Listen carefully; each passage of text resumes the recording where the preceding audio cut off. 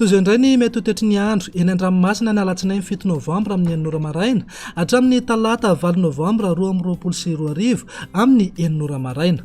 Raha ny sary azo avy amin'ny zanabolana dia saika maina tanteraka mihitsy aloha manerana ny morontsiraka ny nosy ary tsy misy mifampitandremana mahakasika ny avy ny alin-drano na ny amafin'ny rivotra. Na izany na tsy izany aza nefa dia tanina foana ny mpiandrika mba hitandrina fatratra rehefa mivoaka an-dranomasina. Toy izao ary ny toetry ny andro ho an'ny morontsiraka atsinanana akapodambra hatrany kapesta andrahona vitsy amin'ny akapobe fa mety hisy orana malefaka iserana indraindray manomboka eo akapesta hatrany sambava ho avy atsimo atsinanana ny rivotra ka ho sivy hatramin'ny 20 kilometatra isan'ora hatratra 7 kilometatra isan'ora indraindray rehefa manakaiky ny tendrony avaratra. Anonja be ny ranomasina avy ny onja 1.4 metatra hatramin'ny 2 metatra. Kapesta hatramin'ny manoro anorana malefaka indraindray ny avaratra toamasina ho maina kosa ny any akafa ho avy avaratra na avaratra atsinanana ny rivotra ka ho sivy hatramin'ny 7 kilometatra isan'ora ananika 20 kilometatra isan'ora mihitsy indraindray. Adimy mpanonja ny ranomasina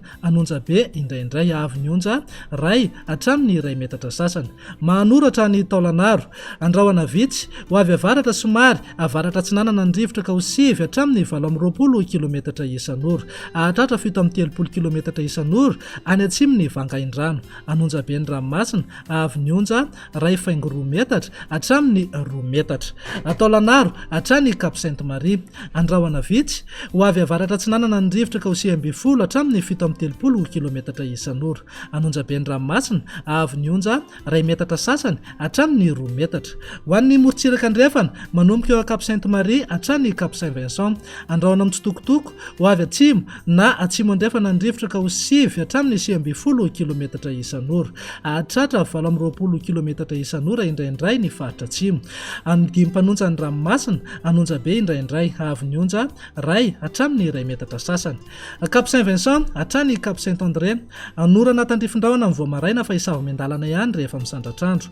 Iovaova ny fitsokan'ny rivotra ka ho sivy hatramin'ny 20 kilometatra isan'ora. Adimy mpanonja ny ranomasina avy ny onja ho latsaky ny 2 metatra. Cap Saint-André hatrany Analalava anorana tandrifindraona amin'ny voamaraina fa hisava ihany rehefa atoandro. Ho avy andrefana somary avaratra andrefana ny rivotra ka ho sivy hatramin'ny 20 kilometatra isan'ora ananika 20 kilometatra isan'ora indraindray. Ho tony na adimy mpanonja ny ranomasina avy ny onja ho latsaky ny aotra faingo 7 metatra. Analalava hatrany kapodambra andrahona vitsy ho avy atsinanana ny rivotra any avaratry Nosy ka ho 20 hatramin'ny 17 kilometatra isan'ora. Iovaova kosa ny any akafa ka manodidina eo amin'ny 7 hatramin'ny 20 kilometatra isan'ora. Ho tony na adimy mpanonja ny ranomasina avy ny onja ho latsaky ny 2 metatra.